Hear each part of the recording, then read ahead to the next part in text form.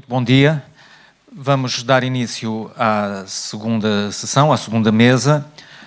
Cumprimento todos os presentes, as autoridades, cumprimento a Comissão Coordenadora, dirijo uma palavra especial à Maria, com quem tenho colaborado, enfim, há uma longa data, também à Sofia, e passo a apresentar os membros desta mesa, que tem o título Os Contos para Crianças e a Poesia.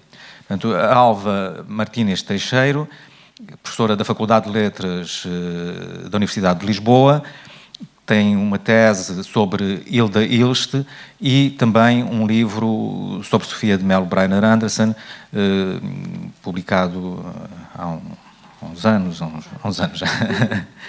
O João Minhoto Marques, professor da Universidade do Algarve, que tem trabalhado também sobre poesia e concretamente sobre uma vertente que é a revisitação do bucolismo na poesia portuguesa moderna e contemporânea.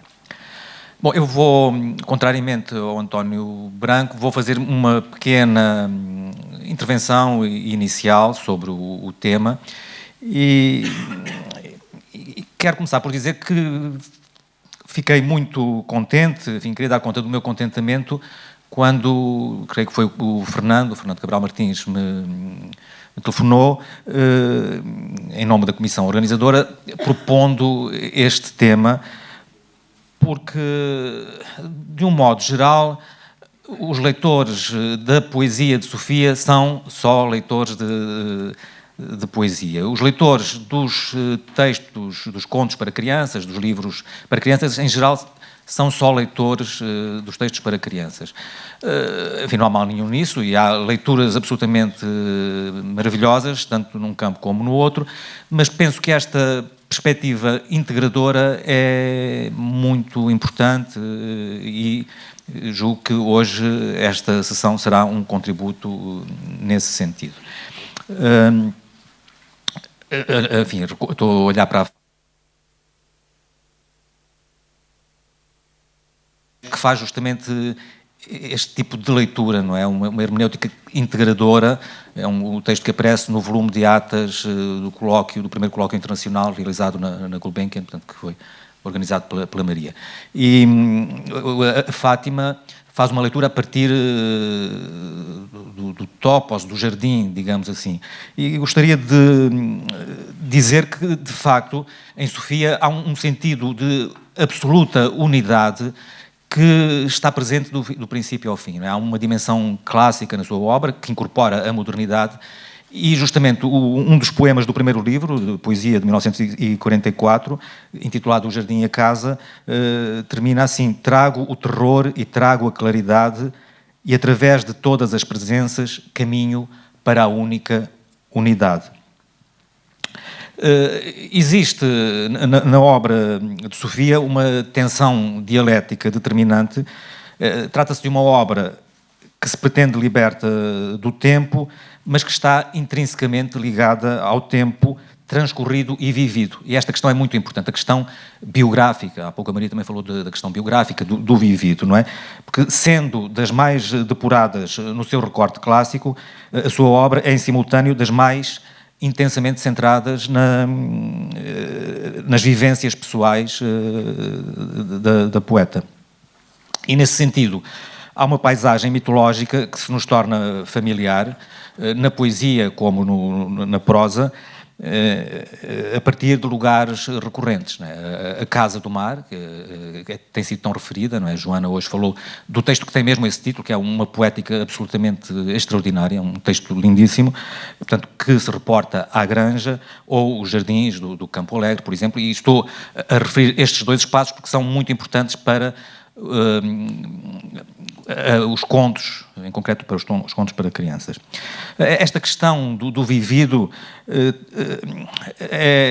enfim, é tão importante, e eu recordo por exemplo, o impacto da pessoa e da obra de Teixeira de Pascoais, que já aqui hoje foi referido, ou de Sinati, por exemplo, também já foi aqui referido. Sofia, quando conhece Sinati, vê nele um guru, como ela própria diz, e refere-se a ele como dizendo o seguinte: mestre é aquele que reconhece a unidade entre a poesia e a vida. Portanto, e este ponto é essencial. Por exemplo, no poema Casa Térrea, ela termina dizendo: não deixes que o poema te adie ou divida, mas que seja a verdade do teu inteiro estar terrestre. Bom, em relação a esta relação, em relação aos contos e à poesia, vou começar por ler um fragmento de uma crónica de Francisco Sousa Tavares, que foi a última crónica escrita por Francisco Sousa Tavares, justamente dedicada a Sofia, portanto, que saiu no Diário de Notícias em 11 de abril de 1993. E começa por dizer o seguinte: Sofia não foi, nem nunca seria, a menina bem que até fazia versos, mas, pelo contrário, era um poeta que suportava a vida e queria encontrar nela a mesma claridade e harmonia que a poesia lhe dera. Portanto, esta busca, justamente, de que ele dá conta. Depois, mais à frente, vai falar, e por isso é que escolhi esta citação, vai falar da Quinta do Campo Alegre, enfim, com alguns pormenores biográficos, e diz o seguinte: no parque imenso que se estendia desde a estrada do Lourdelo, onde assentava a casa, até às faldas do rio, havia uma sucessão de jardins separados por bucho. O Jardim das Rosas, o Jardim das Camélias, um ténis e a estátua romântica de um, entre aspas, rapaz de bronze, porque não é um rapaz, que mais tarde Sofia gravou num dos poemas em prosa. Portanto, era isto que eu queria sublinhar. Mais tarde gravou num dos poemas em prosa e que, na sequência de A Menina do Mar, chamou Contos para Crianças. Portanto, é justamente esta questão os poemas em prosa. São geralmente textos poéticos extraordinários. Portanto, começamos com A Menina do Mar, que foi publicado em 1958. Portanto, uma data assinalada, portanto, é o ano de 1958. É um ano, já que hoje foi referido por várias razões, e do ponto de vista da evolução e da poesia e do modo como Sofia perspectiva a sua poesia, é um ano realmente que gera uma pausa. Numa carta do início de 1960 para Jorge de Sena, Sofia diz o seguinte: o mundo da poesia, do Dia do Mar, do coral, morreu. Portanto, aqueles 3 primeiros livros. O mundo do Mar Novo está ultrapassado. Portanto, no Tempo Dividido e Mar Novo. Porquê é que escrevo versos? Portanto, esta interrogação.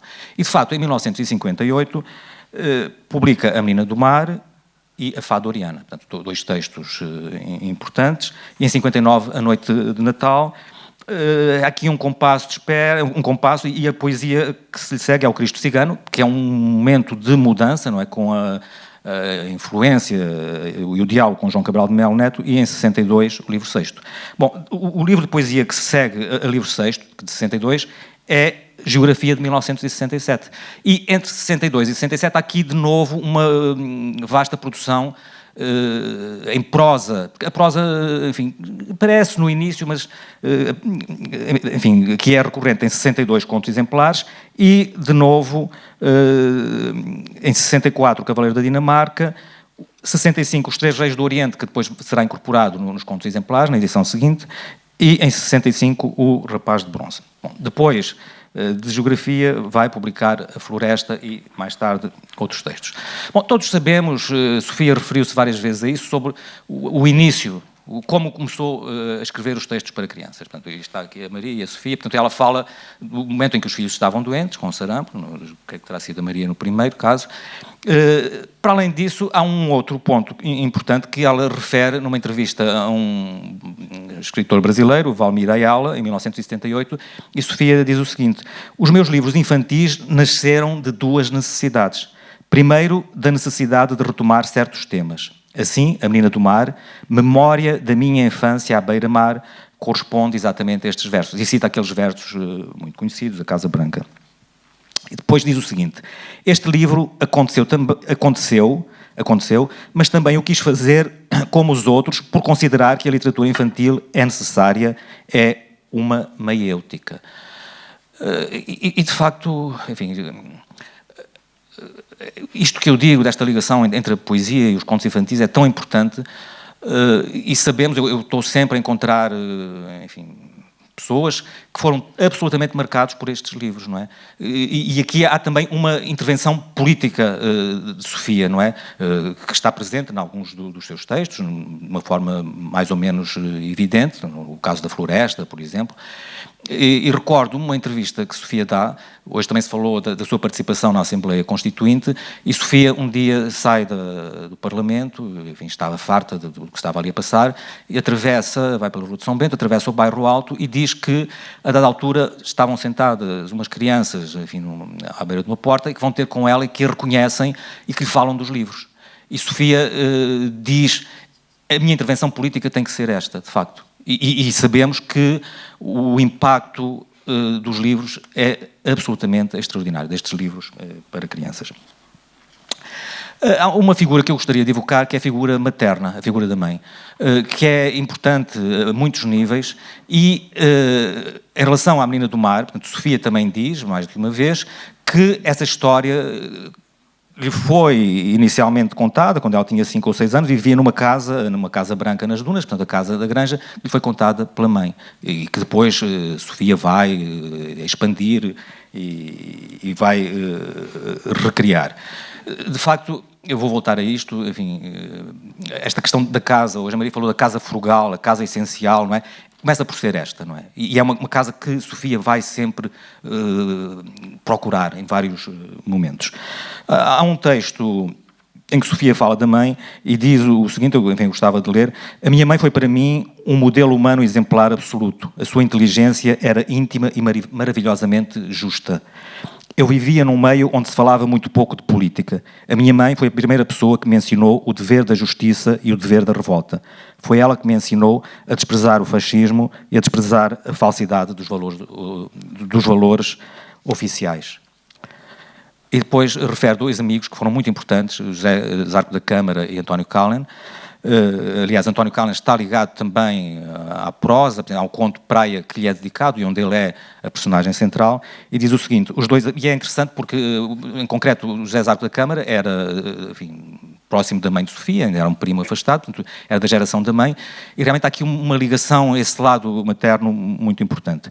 Os 2 amigos a quem eu lia os meus poemas e a minha mãe, aliás, neste texto ela diz, a minha mãe era a única mulher da minha vida, porque todos os meus amigos eram homens e os meus irmãos, portanto, os 2 amigos e a minha mãe influenciaram profundamente a minha adolescência. E isto é muito interessante o que diz a seguir. Eles foram a minha universidade real, eles foram os meus Sócrates. E de facto há aqui esta dimensão da palavra dita, da oralidade, que lhe vem justamente pela via materna. Há enfim, o caso muito conhecido do avô materno, Tomás de Melo Breiner, enfim, que lhe deu a conhecer os poemas de Camões e de Antero de Quental. Laura, a criada, que no fundo é uma afirmação também dessa linha, porque foi a mãe de Sofia que ensinou Laura a escrever, e Sofia diz que Laura ficou com a letra da mãe. Este é um ponto muito interessante. Eu acho que todas estas presenças vão ter esse lugar que expande a letra e a voz da mãe, e aliás ela também fala da biblioteca da mãe, que foi muito importante na sua formação.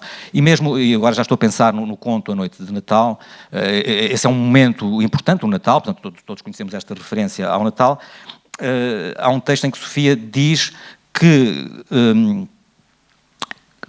enfim, na sua infância, antes de irem para a casa dos avós paternos, portanto, da Rua António Cardoso para a Quinta do Campo Alegre, faziam o presépio, era o pai que punha as figuras no presépio e a mãe contava-lhe a história dos Reis Magos, que é uma história absolutamente central. Bom, existem vários planos que também importa considerar, sobretudo neste propósito de âmbito memorialístico e revisitador, e eu gostaria de insistir nesta questão da granja, porque é a granja que abre para o mundo. E, em meu entender, é a granja que abre também para os jardins da Casa do Campo Alegre. Há um episódio familiar que tem a ver com um obstáculo, digamos assim. A dada altura, a casa dos avós paternos foi fechada.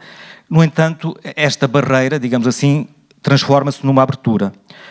Sofia diz, cada quarto parecia o palco de uma tragédia que na verdade acontecia. Bom, o problema, aqui a disposição, digamos assim, da casa para o clã Anderson, configura um dos caminhos que leva ao encontro com a poesia. A casa passa a ser celebrada no seu exterior. Portanto, habitar a casa passa a ser vivê-la poeticamente do lado de fora.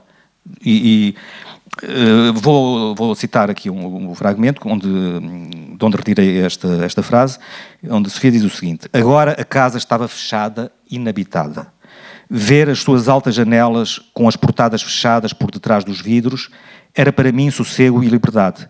Agora eu entrava livremente pelo portão de ferro e a quinta deserta era minha, era o meu reino. A casa dormia o sono de um dragão que não me tinha devorado. E eu caminhava, cá fora, no mundo do exterior, no mundo exposto ao sol e ao vento, no mundo das coisas nuas que se mostram, no mundo em que eu acreditava, no mundo que era para mim a verdade, no mundo com o qual eu queria ser um. Portanto, isto é absolutamente essencial, ser um com o universo. Portanto, e é a partir daqui que se revela esta questão. E, de facto, isto acontece em quase todos os livros para crianças, que é a abertura para lá dos muros, não é? Este sentido de abertura é essencial. Por exemplo, na Floresta, a certa altura, diz-se: ora nós, os anões, amamos a liberdade e não nos podemos sentir presos. Saber que tínhamos um muro à nossa roda tirava-nos toda a alegria. Por isso o nosso rei reuniu o seu conselho. Estes lugares, disse ele, tornaram-se inabitáveis. Portanto, e é preciso sempre ir para além desses muros. Portanto, é o que acontece também na noite de Natal, quando se dá aquele percurso. Bom, a habitação plena ocorre quando se abre o espaço, quando a casa devém natureza. Se a memória sustenta a criação de grande parte da obra de Sofia, por outro lado, esta rememoração assume também uma notável expressão explicitadora em alguns textos memorialísticos, textos narrativos de feição memorialística. Eu penso, e estas ligações entre a poesia e os textos para crianças, enfim, os textos memorialísticos é muito importante. Penso num poema que eu gosto muito, do primeiro livro, que é Paisagem, aquele poema passavam pelo ar aves repentinas, não é? Num texto rememorativo, Sofia enquadra-o numa leitura que não o restringe, mas que o suplementa, reforçando a dimensão fusional que admiravelmente traz o mar para o jardim. O mar torna-se presente e a clareira, esta questão da clareira é muito importante, a clareira devém figuração da paisagem poética primordial.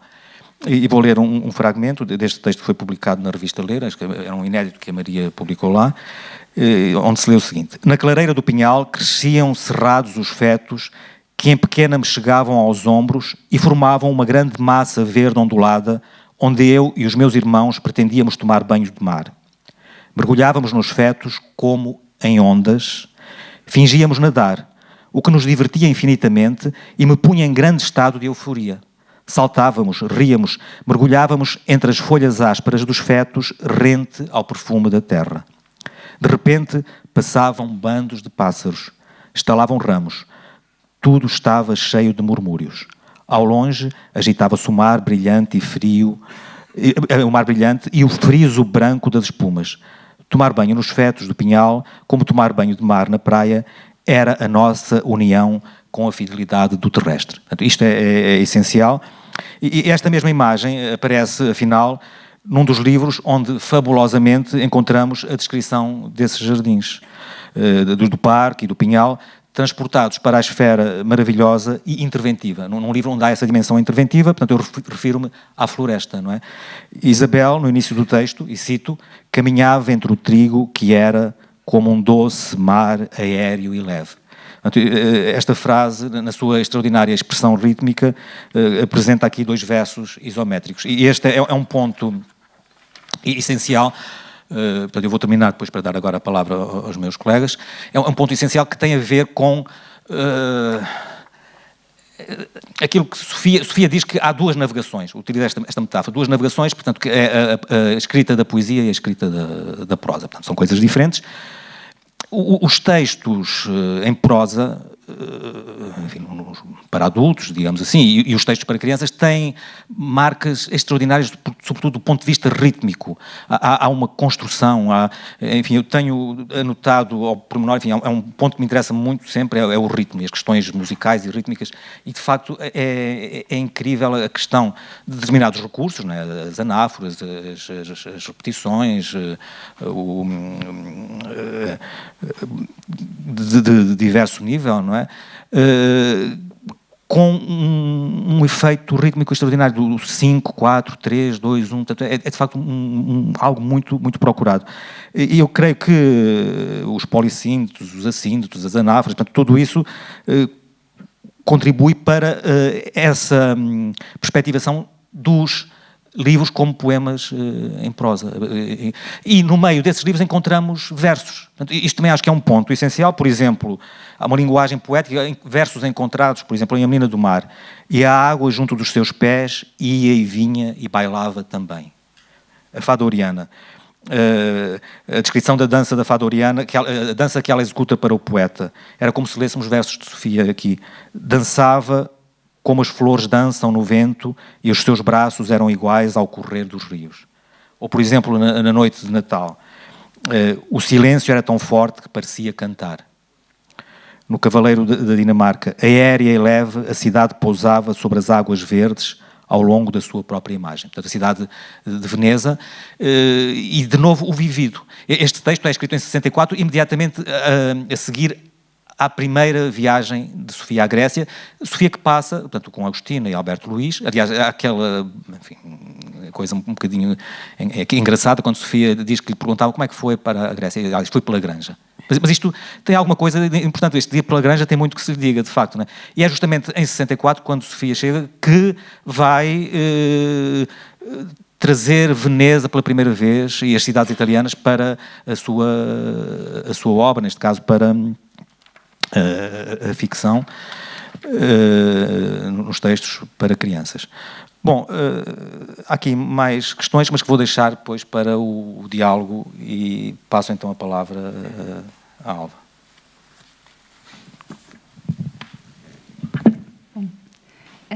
Muito bom dia. Eu, antes de começar, gostaria de cumprimentar a todo o público presente, as autoridades e, muito especialmente, agradecer o convite à comissão organizadora e o acolhimento do Centro Nacional de Cultura.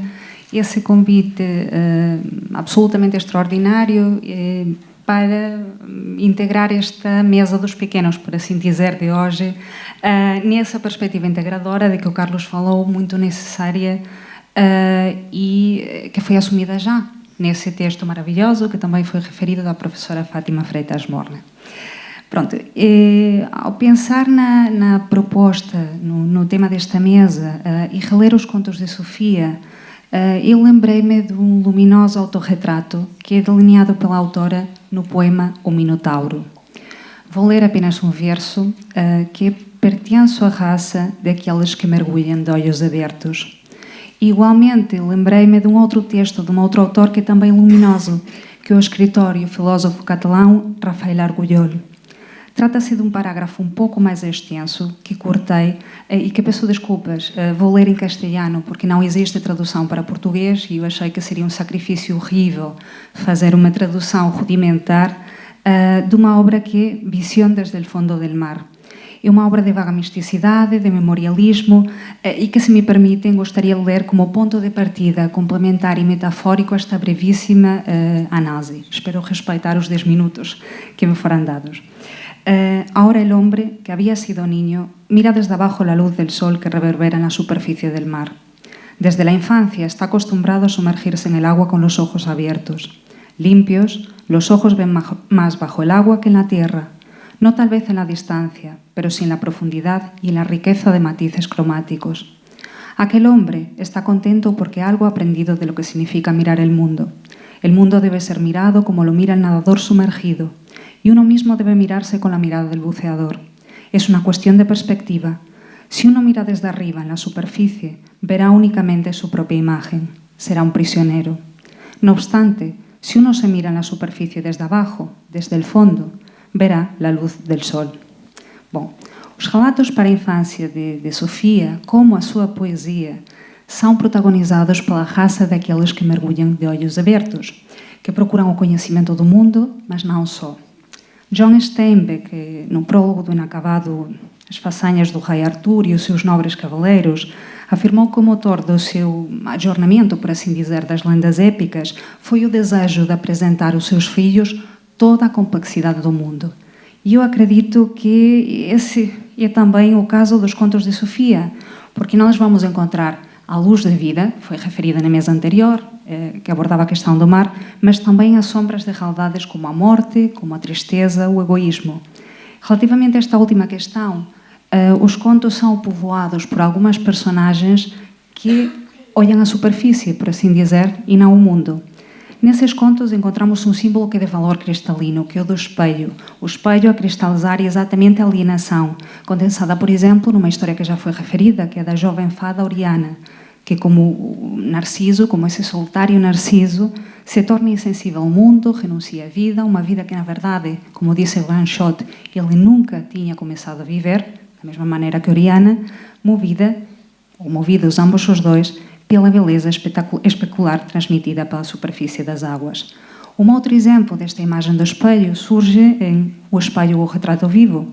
Nesse conto, como sabem, um espelho é levado por um homem ao isolamento da casa familiar, numa aldeia no Japão, após uma viagem a Kyoto, e esse espelho faz com que a sua esposa, que nunca tinha visto esse artefacto, nunca tinha visto um espelho, fique fascinada com a própria beleza, até perceber, como se nos diz no conto, que está a ficar fútil, tonta e vaidosa, e decidir ocultá-lo durante anos.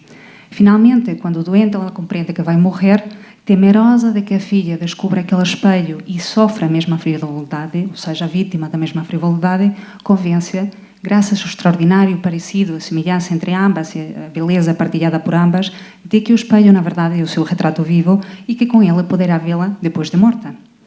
Trata-se, portanto, do narcisismo, mas também da sua árdua negação, presentes também mutatis mutandis na poesia da autora, onde o lúcido sujeito vai afirmar que para enfrentar o terror do tempo e o terror da morte, mais uma vez, abandona, e cito literalmente um verso, meu espelho, minha vida, minha imagem. Ou seja, abandona o ensimismamento e passa a contemplar o mundo de modo profundo. Uma atitude e uma mudança de perspectiva que nos coloca novamente perante esse mergulhar de olhos abertos praticado por muitas das personagens dos contos, infantis e não só. Através deles, a medida suprahistórica do pensamento mítico e do pensamento simbólico face à complexidade do real, que é característica da escrita de Sofia, também estará presente, de certo modo, nesses contos para a infância, que subscrevem também, como toda a sua outra obra, esse pronóstico de Gilbert Durand de que, se a nossa cultura tem sido desmistificante, essa postura talvez esteja prestes a se derruir. Esse vaticínio parece também reforçado por muitos dos contos, estava a dizer, porque neles é onde a presença do sobrenatural e do extraordinário vai se tornar mais aguda, onde mais facilmente vamos encontrar, a maneira do poeta Samuel T. Coleridge, a suspensão da descrença. Na obra infantil encontramos frequentemente um certo paralelismo com as condições de desocultação poética, porque, como afirmou Marta Linel, também no conto infantil, a solidão e o silêncio são fundamentais para entrar no sobrenatural. Este aspecto é facilmente perceptível em muitos dos contos, por exemplo, através da condição solitária das crianças que são protagonistas do conto de Natal, que já foi referido, ou da floresta, que sem irmãos nem amigos são, por assim dizer, obrigadas a brincar sozinhas, mas se mostram mais atentas àquilo que as rodeia. Um bom exemplo disto é esse olhar pertinaz da criança da floresta sobre o bosque, sobre o que poderíamos denominar um solitudinis locus, em que vai acabar por descobrir a verdadeira intensidade do mundo.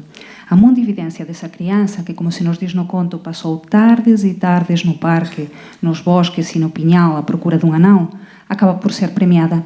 Acaba por ser iluminada pelas histórias de viagens desse ser fantástico, sobre os navegadores, sobre as caravanas de camelos que atravessavam lentamente o deserto do Saara, ou sobre os esquimós que vivem no Polo Norte em casas feitas de gelo. Essas brevíssimas citações do conto revelam-nos qual é já uma das formas essenciais que esse mergulhar de olhos abertos assume na escrita para a infância de Sofia, que é a viagem, que retoricamente pode semelhar exótica numa primeira leitura, mas que é dominada pela experiência plena de conhecimento da alteridade, mas também de renovação do próprio ser, tal como foi concebida por Blanchot ou por Foucault.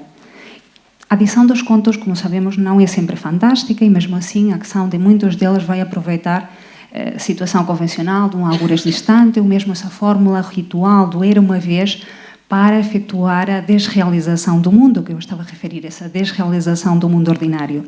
Um bom exemplo disto é o relato A Árvore, que apresenta a experiência existencial dos moradores, mais uma vez, de uma das ilhas do Japão, e um dos dois contos inspirados em contos tradicionais japoneses de Sofia, e que figura a projeção convencional da ilha como refúgio do mundo, mas mesmo assim sem expressar nunca uma insularidade entendida como alienação. A construção de uma barca a partir de uma árvore que era objeto de culto e de admiração entre os ilhéus vai representar a evolução da vida neste conto, o início de uma nova jornada, porque os habitantes da ilha podem navegar para comerciar, para conhecer outros povos, mas principalmente para admirar o mundo. Vou ler um pequeníssimo excerto do texto. Às vezes, nas noites calmas de verão ou de outono, grupos de pessoas embarcavam e iam ao largo ver a lua cheia sobre o mar. Depois, no inverno seguinte, comentavam esses passeios, comparavam tudo o que tinham visto e discutiam qual fora a mais bela noite e a mais bela paisagem. Então, os viajantes de Sofia nunca são, por assim dizer, turistas. Não viajam para passar o tempo ou para que os espaços, como afirmou Zygmunt Bauman, se adaptem a eles. São seres em aberto, como seres da sua outra escrita, como seres da poesia, mas também da prosa para adultos.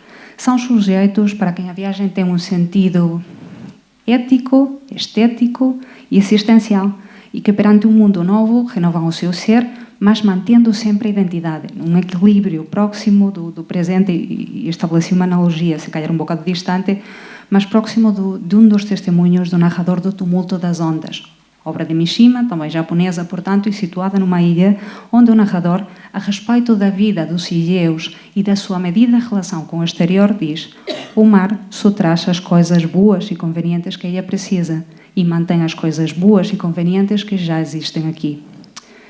Bom, as personagens referidas até agora, ou que referi até agora, parecem tão profundamente implicadas nesse reino natural. Falou-se do mar, falou-se da tapeçaria botânica, da floresta, que qualquer outra experiência do mundo poderia parecer dissonante ou poderia parecer mesmo artificial. No entanto, temos o Cavaleiro da Dinamarca, em que o protagonista é animado pela curiosidade e o espanto perante a descoberta do mundo urbanizado. Espanto e curiosidade, que são, aliás, dois dos termos e duas das experiências mais presentes nos contos.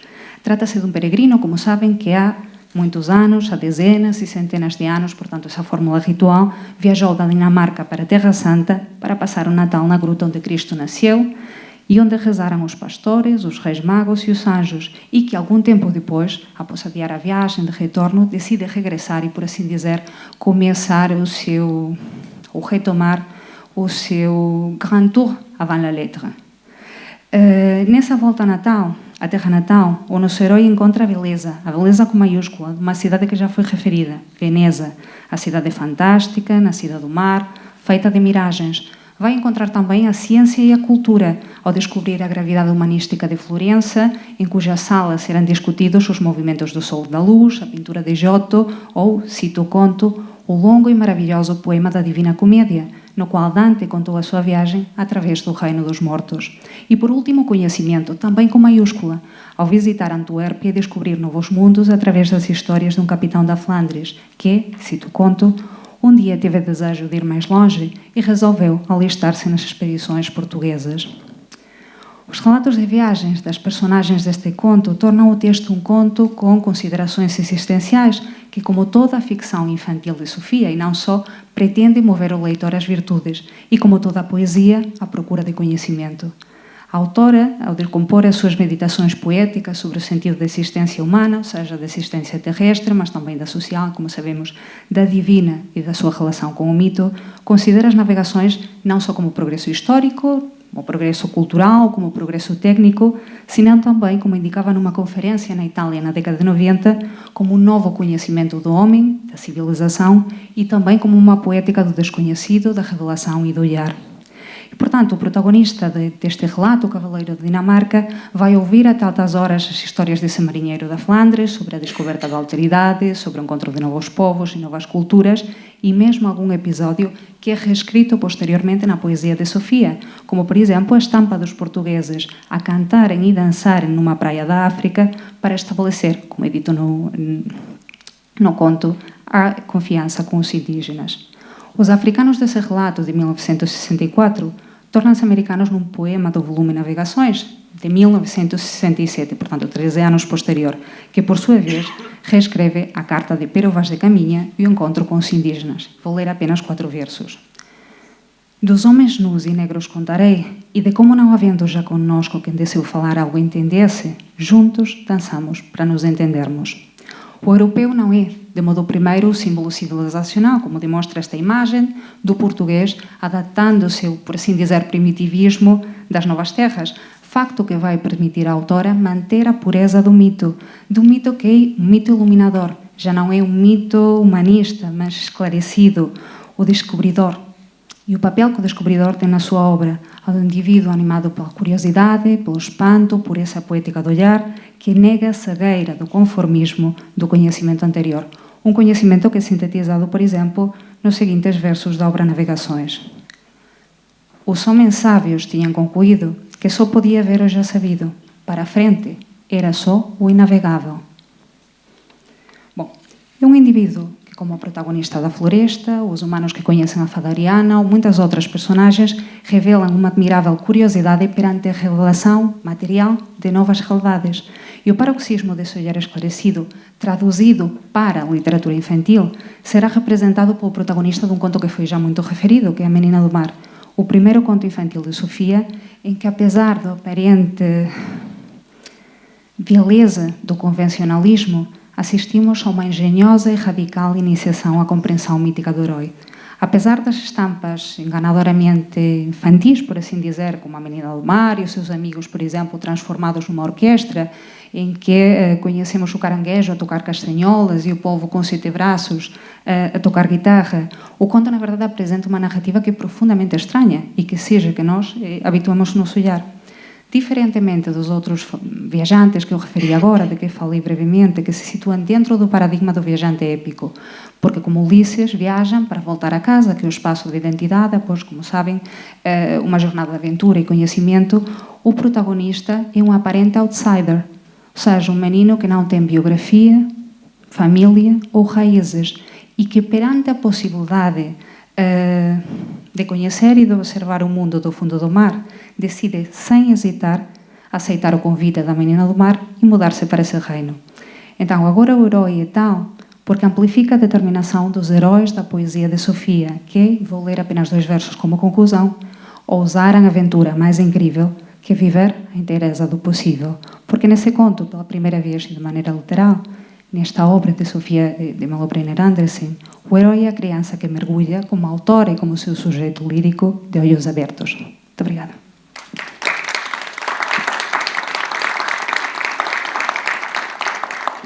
Obrigado, Alva. Então passo agora a palavra ao João Minhoto Marques.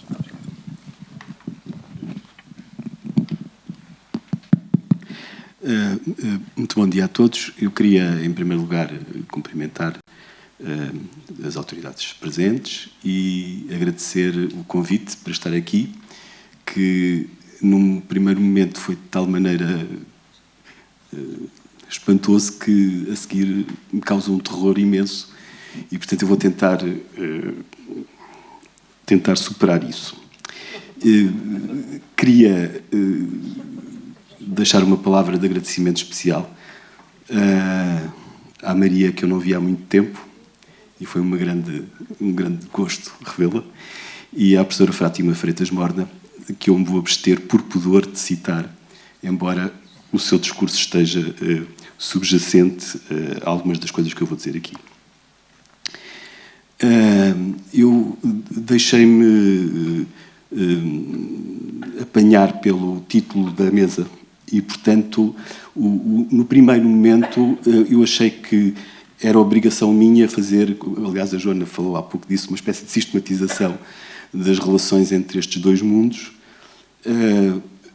E depois percebi que essa sistematização iria muito, muito fundo e eu só tinha 10 minutos. Portanto, e queria dizer outras coisas também. De maneira que eu parto daí, vou tentar tratar um problema que já foi abordado aqui pelos meus 2 colegas de mesa, que é a questão, para mim, muito importante na Sofia, e será essa a minha leitura, a questão da transição, do trânsito, a questão da mudança de espaços.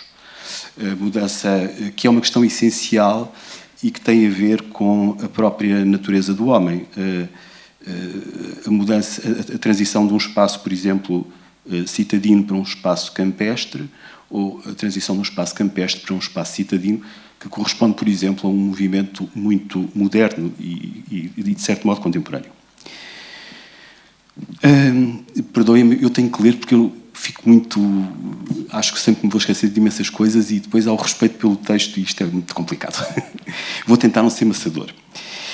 Sendo verdade que, como recorda Clara Rocha, de acordo com uma fórmula grata, a Sofia, a prosa explica, a poesia implica, ou, como afirma a poetisa numa entrevista concedida a Maria Armanda Passos e publicada no JL de 16 de fevereiro de 82, no maravilhoso site que está na Biblioteca Nacional, alojado e que contém imensos documentos que são vitais para nós, não é? Diz Sofia, o poema não explica, implica. O certo é que, diz ainda Clara Rocha, a obra de Sofia de Melbrane Andressen encontrou expressão em ambas as formas. E nós não podemos estar mais de acordo, evidentemente. Mas a prosa das narrativas para crianças e dos contos exemplares está ainda próxima, ora pelo ritmo da frase, ora pela plasticidade da imagem, ora pela toada mágica do dizer poético. Na verdade, ao nível da forma da... fim de citação. Na verdade, ao nível da forma da expressão, poder-se-iam destacar variados recursos retóricos que justificam esta aproximação e que também já foram estudados por Clara Rocha, como, por exemplo, o recurso ao paralelismo, a redundância, a escansão da frase. E que dá coisas como aquelas que o professor Carlos Mendes acabou de dizer, não é? A identificação destes procedimentos ajuda-nos a compreender como a coerência da obra de Sofia se constrói e como, por outro lado, fica o leitor preso de uma dicção poética tão encantatória e omnipresente quanto constritora. E uso este último adjetivo no melhor dos sentidos. É que, de facto, o efeito de leitura dos contos para crianças já está todo contido no ato de narrar. É um ato tão fundador, enquanto doação do discurso, quanto o ato de cantar, implicado na e pela poesia. O canto é fundador, como o contar é fundador. Por isso não podemos deixar de aderir aos textos e de nos emocionar quando lemos e relemos estes textos. Eu não sou muito dado a biografismos, mas eu gostava só de partilhar, do ponto de vista estritamente pessoal, o facto de o regresso aos contos de crianças despertar no adulto, que sou eu, emoção. E isto é real, quer dizer, não é uma coisa inventada, é de facto real. Mas não só.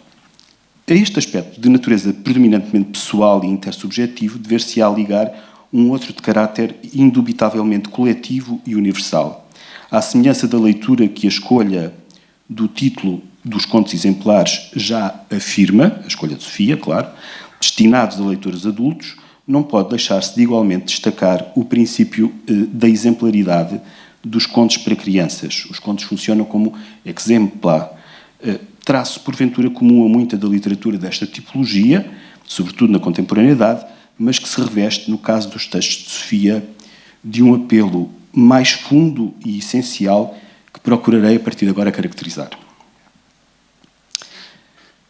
Em A Noite de Natal, conto publicado em 1959, Sofia procede a uma leitura da narrativa fixada no Evangelho segundo São Mateus interpretando o sentido simultaneamente transgressor e conciliador, salvífico, do texto evangélico que diz respeito à travessia dos magos do Oriente. Trata-se, como é sabido, da história de Joana, uma menina que, eu vou fazer aqui várias citações do texto, portanto as palavras não são minhas, são da Sofia, uma menina que não tinha irmãos e brincava sozinha, que tinha muita pena de não saber brincar com os outros meninos e que só sabia estar sozinha, mas que um dia encontrou um amigo chamado Manuel. No início do conto, deparamos-nos com elementos que são recorrentes na poesia, nomeadamente a casa e o jardim, e que estruturam, mas também confinam, o espaço identitário de Joana. Diz o conto, era uma vez uma casa pintada de amarelo, com um jardim à volta. No jardim havia tílias, bétulas, um cedro muito antigo, uma cerejeira e 2 plátanos. Era debaixo do cedro que Joana brincava. Fim de citação. O jardim, eu ia dizer este jardim, é obsidiantemente representado na obra poética de Sofia. Encontramo-lo desde logo associado à casa, ao espaço originário, no poema Casa Branca, recolhido no volume Poesia, de 44, cujos primeiros versos dizem, cito, Casa Branca em frente ao mar enorme, com o teu jardim de areias e flores marinhas e o teu silêncio intacto em que dorme o milagre das coisas que eram minhas. E reencontramo-lo em epígrafe, a abrir uma das últimas edições da Menina do Mar, a que consultei, julgo que é de 2011, é da minha filha, publicada pela Figueirinhas, com uma nota de Maria de Sousa Tavares, na qual esta informa que, respeitando a vontade da autora, foi reintroduzido o fragmento de poema, diz a Maria, que citei. O incipit deste conto pode, aliás, ser entendido como uma glosa dos versos convocados. É este. Diz o conto. Era uma vez uma casa branca nas dunas, voltada para o mar. Tinha uma porta, 7 janelas e uma varanda de madeira pintada de verde. Em roda da casa havia um jardim de areia, onde cresciam lírios brancos e uma planta que dava flores brancas, amarelas e roxas.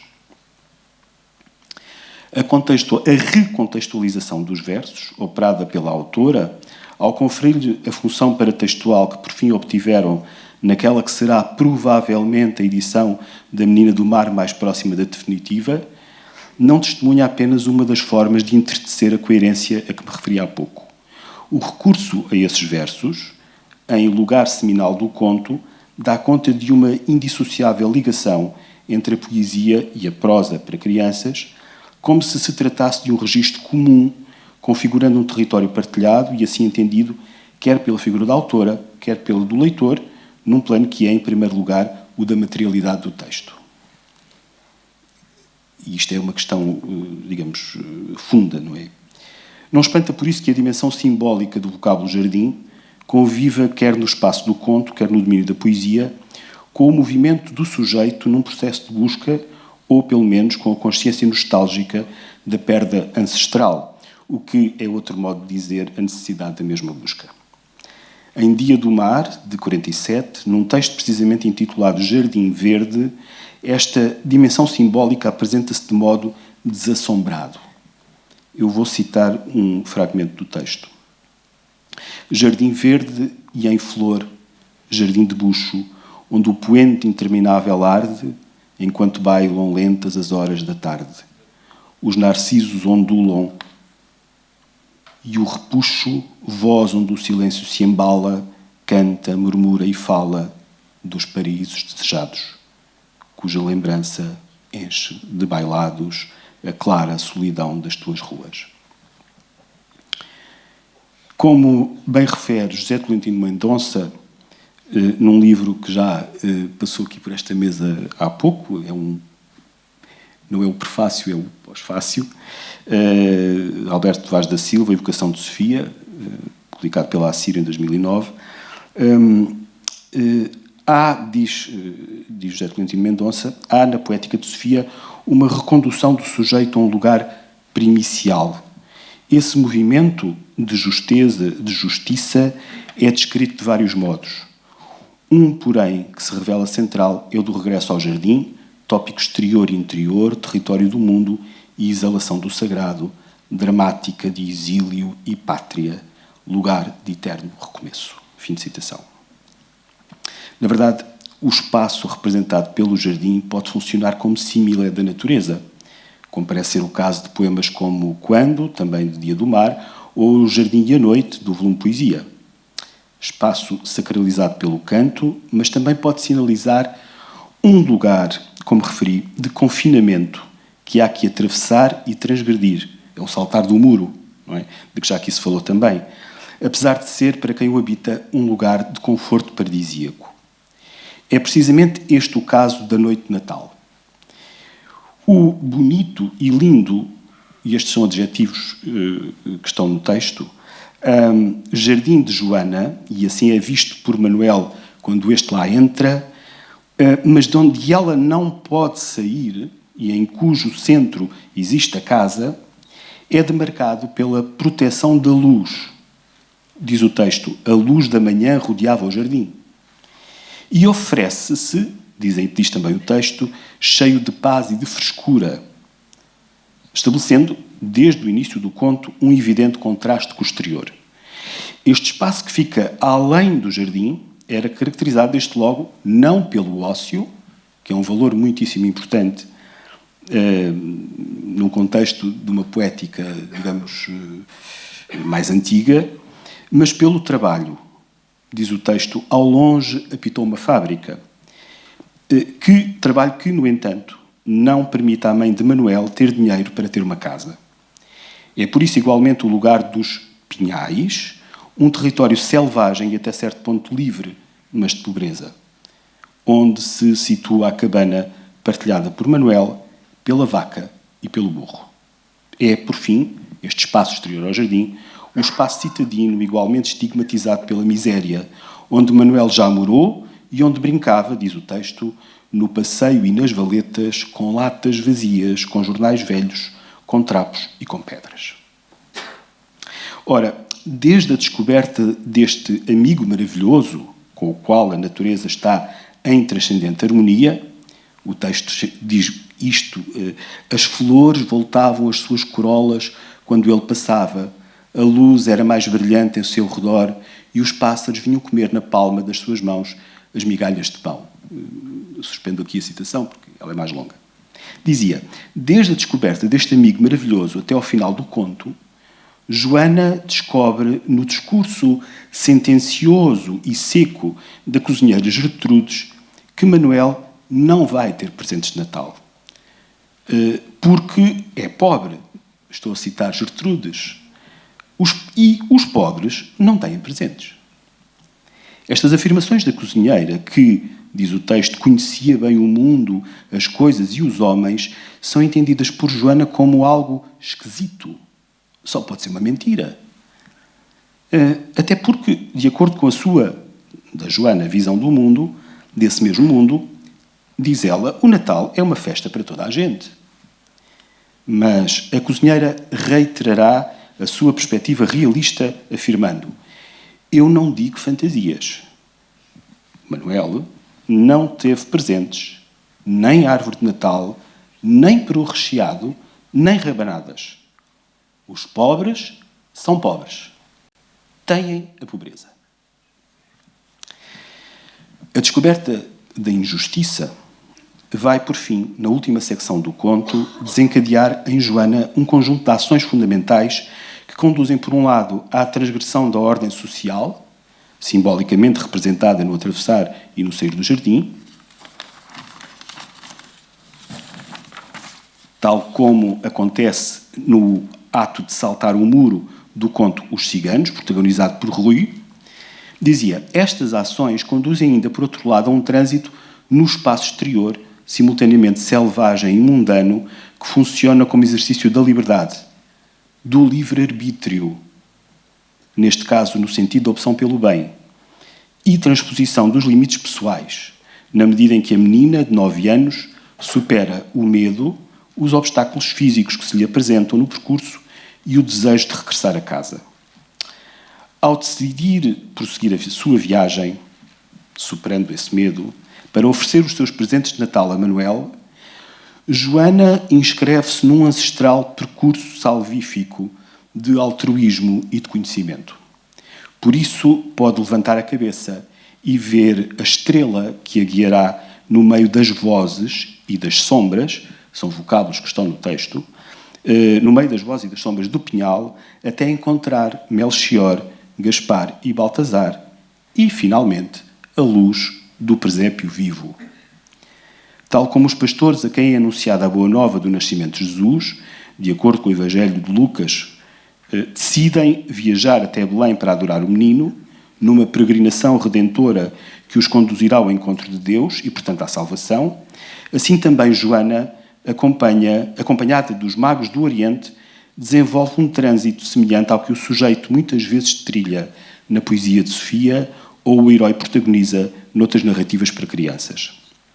Apontarei neste último caso os exemplos, ainda que de diferente tipo, do Cavaleiro da Dinamarca, de que já se falou abundantemente, ou da Fada Oriana, de que também já falámos, nos quais se trata sempre de uma aprendizagem redentora, inscrita no processo transfigurador da viagem, com um percurso, no caso de Sofia, quase gnóstico e de autoconhecimento. Seja como for, julgo que importará destacar a centralidade desta problemática na poesia, onde também o trânsito no espaço instaura o sujeito como peregrino. Maria fala disto no prefácio, de uma forma muito clara. É o caso absolutamente exemplar do poema Estrela, contido no livro 6º, de 62, cujo final reenvia o eu ao mundo imperfeito e impuro da cidade dos homens, numa aprendizagem, uma vez mais, da atenção ao outro, para lá do narcisismo alienante. E o mito de Narciso é um mito central nestes contos, como também já foi referido. Diz-se no final do poema Estrela: ao lado do hospital e da prisão, entre o agiota e o templo profanado, onde a rua é mais triste e mais sozinha e onde tudo parece abandonado, um lugar pela estrela foi marcado. Nesse lugar, pensei, quanto deserto atravessei para encontrar aquilo que morava entre os homens e tão perto. A mundividência de Sofia nos contos para crianças não difere, portanto, da lição que nos implica na sua poesia. Trata-se de dar corpo a um imperativo ético, cuja origem é tão antiga quanto essencial, uma vez que diz respeito ao resgate do próprio homem e nele reside como virtualidade. Muito obrigado.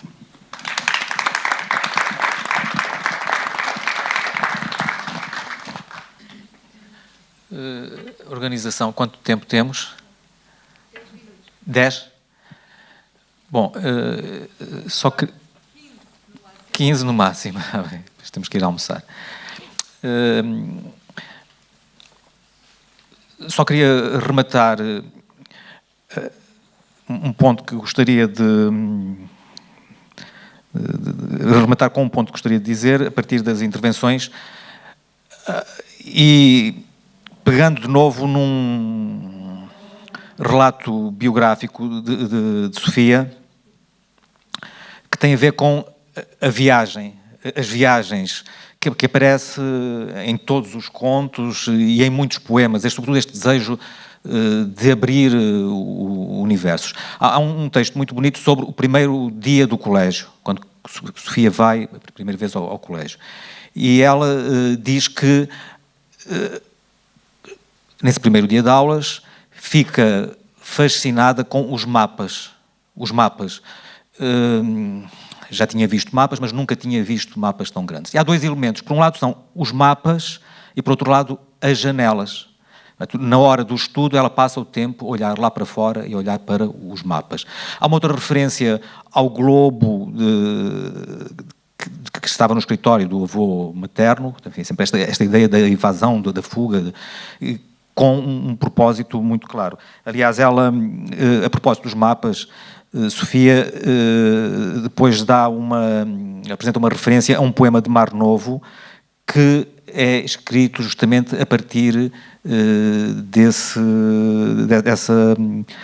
experiência em criança. É um poema que termina assim: o mapa na parede desenhava verde e cor-de-rosa a geografia. Aérea e dispersa eu vivia no colo das viagens que inventava. Esta projeção, nesse sentido de abertura, tem uma expressão muito clara nos contos e na poesia, e que se encontra naquela arte poética que não foi referida, que é a arte poética 5, no poema em que Sofia dá conta da sua experiência em Epidauro, não é? Quando a voz se desprende e ouve a sua voz, que reconhece como não sendo dela. Portanto, é o devolver a palavra à physis, à natureza. Não é? Isto é, de facto, o máximo que qualquer criador pode aspirar, e o que Sofia encontra, e que encontramos também nos textos para crianças. Eu lembro-me, em concreto, do conto, que também já aqui foi referido, Árvore, que termina justamente daquela forma. Portanto, a árvore que se transformou em barco e que fez, enfim, a partir do qual tantas viagens foram feitas, a dado momento, o que é que acontece? Depois de muito pensar, resolveram fazer uma biwa, que é uma espécie de guitarra japonesa. Quando a obra ficou pronta, a população reuniu-se na praça principal e todos se sentaram em silêncio em redor do melhor músico da ilha para ouvirem o som da biwa. Mas, mal os dedos do músico fizeram ressoar as cordas, de dentro da biwa ergueu-se uma voz que cantou. A árvore antiga que cantou na brisa tornou-se cantiga. É justamente esta mesma dimensão, portanto, a árvore, portanto, o encontro entre a palavra e a natureza. Portanto, isto é o máximo que se pode desejar e que encontramos em Sofia. Bom, temos uns minutos. Eu propunha que, se houvesse alguma pergunta do público para algum dos meus colegas, como temos ainda ninguém falou, portanto, para tornarmos mais viva a sessão, que pudessem fazer. Pode ser?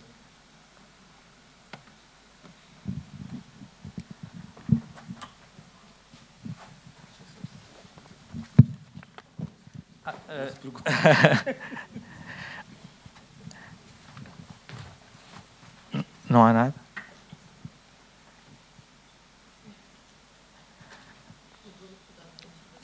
Sim. Isto não é uma pergunta, mas é...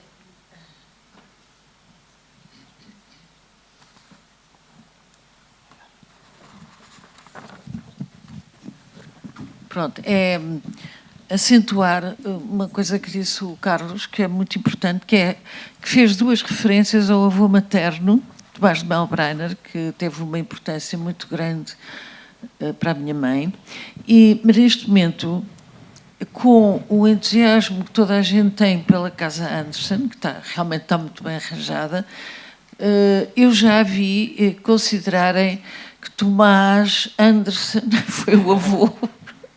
Já ouvi isto num colóquio, não em Portugal. Mas é uma distorção biográfica absolutamente inacreditável, porque o que ela gostava na Casa Anderson era daqueles jardins. Ela não viveu lá, aquilo era a casa dos avós, e ela tinha muito pouca ligação a esses avós. O avô tinha a impressão que nem o conheceu, e a avó estava entrevada, era uma velhinha, casada com um senhor que fez a vida negra a todos, e ela queria lá saber. Ela adorava o avô materno, que era o Tomás de Melbrenner, que era médico, e que ela dizia que foi quem a ensinou a recitar poemas. Com a Laura aprendeu a Não Catrineta, com o avô materno aprendeu a recitar Camões, sobretudo o soneto que lhe entrou e que marcou muito a sua poesia, e que ele levava a visitar as doentes dele no Hospital do Desterro pela mão. Tinha ela 5 anos a recitar poemas para as doentes. Ele era médico de doenças venéreas, portanto, as doentes dele eram todas as prostitutas de Lisboa.